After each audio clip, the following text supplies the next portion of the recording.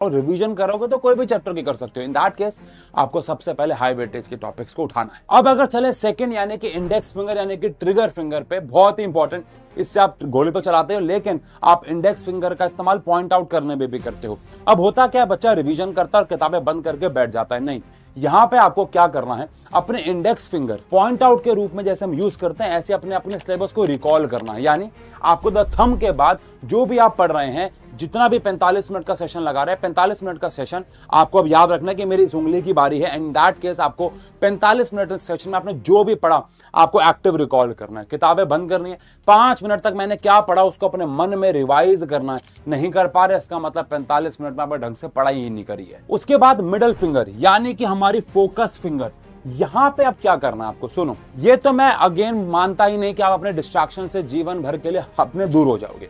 अगर ऐसा है तो आप सुपर ह्यूमन हो गए हो। तो डिस्ट्रैक्शन तो लाइफ में अभी भी रहेंगी, लेकिन आप अपने डिस्ट्रैक्शन के लिए टाइम सेट कर सकते हो। जैसे मैंने आपको बताया था कि मैं हफ्ते में 2 दिन 1-1 घंटा वीडियो गेम खेलता हूँ PS पे। मुझे खेलना पसंद है, लेकिन मैं ऐसा नहीं है कभी भी खोल के बैठ जाता हूँ और घंटे घंटे खेलता रहता हूँ, नहीं। तो मैंने अपने डिस्ट्रैक्शंस के लिए एक टाइम फिक्स कर रखा है कि भैया मैं इतने बजे ये करूंगा, जिसकी वजह से मुझे मोटिवेशन भी मिलती है काम करने में, फोकस भी रहता है। मान लो आज अगर मेरा गेम का, वैसे आज नहीं है बट मान लो आज मेरा गेम खेलने का दिन है, तो पूरा दिन मुझे उसकी एक्साइटमेंट तो रहती है, लेकिन मैं अपना काम भी फोकस से करता हूँ कि आशु नहीं बेटा काम पे ध्यान दे, वो तेरे को रात को करना है ना। लेकिन अगर आपने कोई टाइम फिक्स नहीं कर रखा होगा तो बार बार आपका हाथ फोन पे जाएगा, गेम पे जाएगा या किसी भी चीज पे जाएगा। तो टाइम को फिक्स कर लो और उसी टाइम पे वो काम करो।